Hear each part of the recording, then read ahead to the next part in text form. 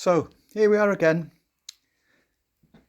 back in the workshop, my little house in France, and I'm working on this Land Rover Discovery that I bought recently, that I changed the turbo on, managed to get it running, and there was a little bit more wrong with it than I originally thought.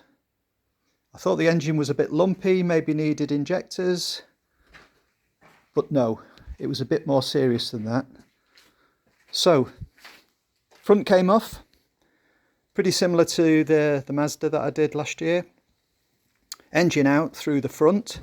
I don't have a lift, so I've had to do it all on the floor. And the engine came out with a crane.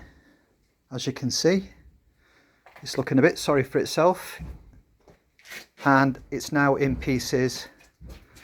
And the diagnostic was 2 spun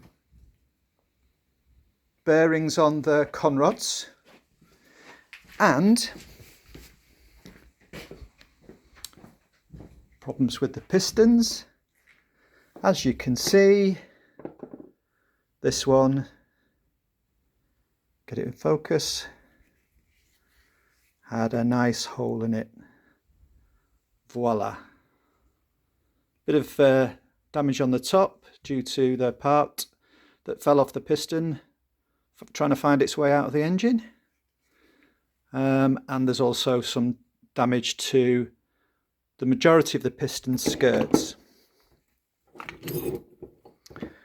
The other 3 are not as serious, but still looking decidedly second hand.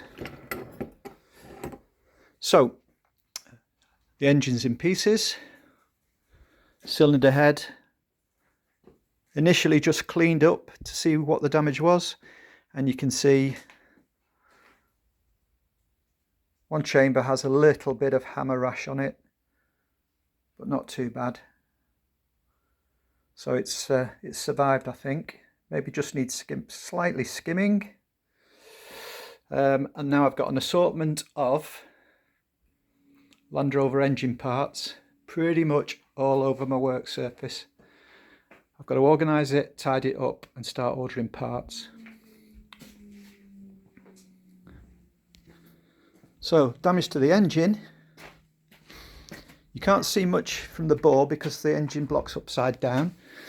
But as you can see, that's a spun bearing.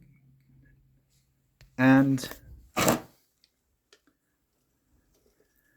that one's a spun bearing. That one's still got the shells on it to come off. That one's reasonably clean. I have got a problem with one of the bores. There is a bit of erosion on the sidewall of the bore, but it may hone out, to be determined. For those of you that are going to try do this at home, it is a big job, but it is doable. This car's got 4-wheel drive, so there's a transfer box to deal with. Automatic transmission. Return pipe from the DPF.